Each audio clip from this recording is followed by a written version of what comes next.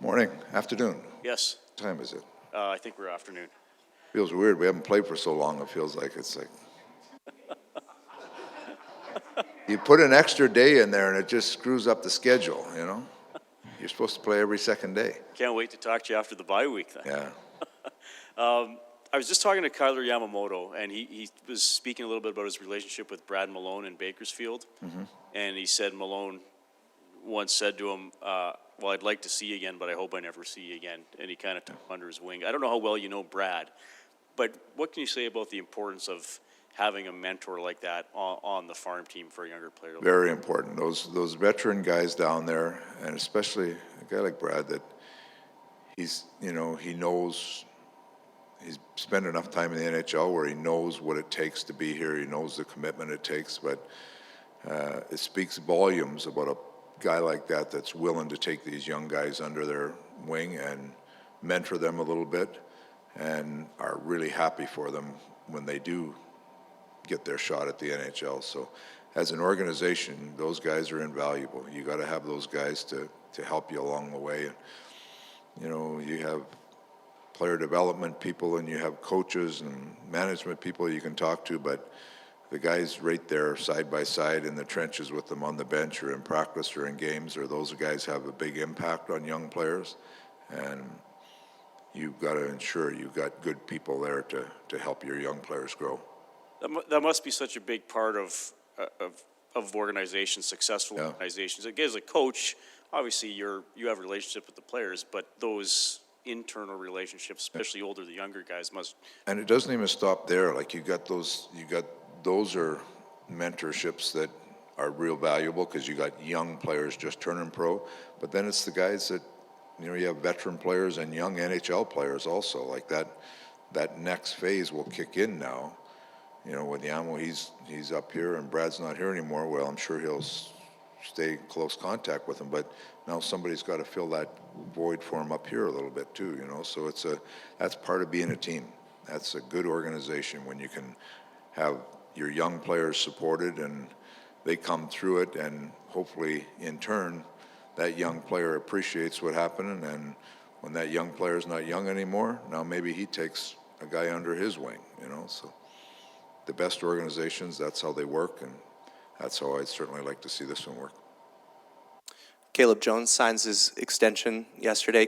Talk about what's made him successful this year and to receive that sort of guarantee from the team. He keeps growing as a young player that keeps growing through some injury stuff here. He's got to play quite a bit. I like his skating. He moves the puck pretty well. He continues to grow with the experience. He's getting to be a better and better defender. I like the flexibility of him. He can play right and left side. I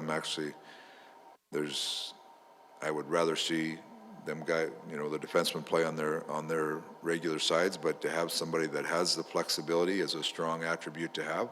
So he has that. And the thing I like about him, he's a young player. He's still willing to learn. Like, he's got lots of growth left in him. And Kenny, he's continuing to do his evaluation on all our young players, and thought it was the right time to lock him up. And you could tell by the smile on Cable's face out there in practice today, he was happy about it too, so it's all good. With that, Dave, do you sense a player, I spoke to him and he just says it's a big boost of confidence for him. The organization believes him, and how confidence plays such a huge part in a game where all of a sudden, not that he was thinking about it before, but maybe he just relaxes and now feels even more confident to live up to that contract. You recognize you got to relax and play better, but not relax and say, okay, I made it now, right? There's still lots of growing yet to do. So he's a young player that will continue to get better, but in his mind, he should be thinking, hey, I've taken a step.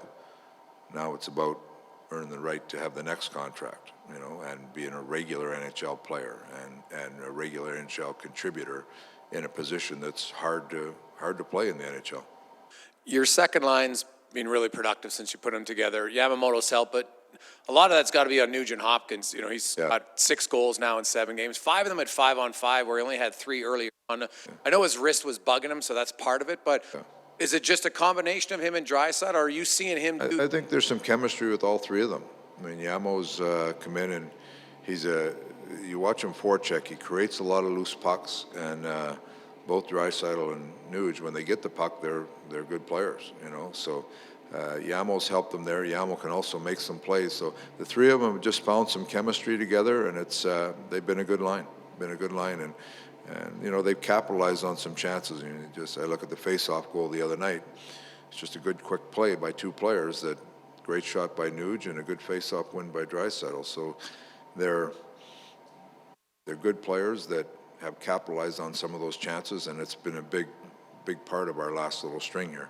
You mentioned before the game you were going to use Haas a little bit more on the penalty kill, and we saw it, you know, shorthanded a lot. But your initial thoughts on him, his speed stands out. What do you like about him as a penalty killer moving forward? He's a smart player, right? He's got quickness, he's got good enough hands, and he's a smart player. But like those players, when they come over, they're grasping every bit of information they can, and it was by design that we, you know, brought him along slow. But he's got a lot of experience in World Cups or World Championships over there as a penalty killer. So he's done it before, but just not at this level.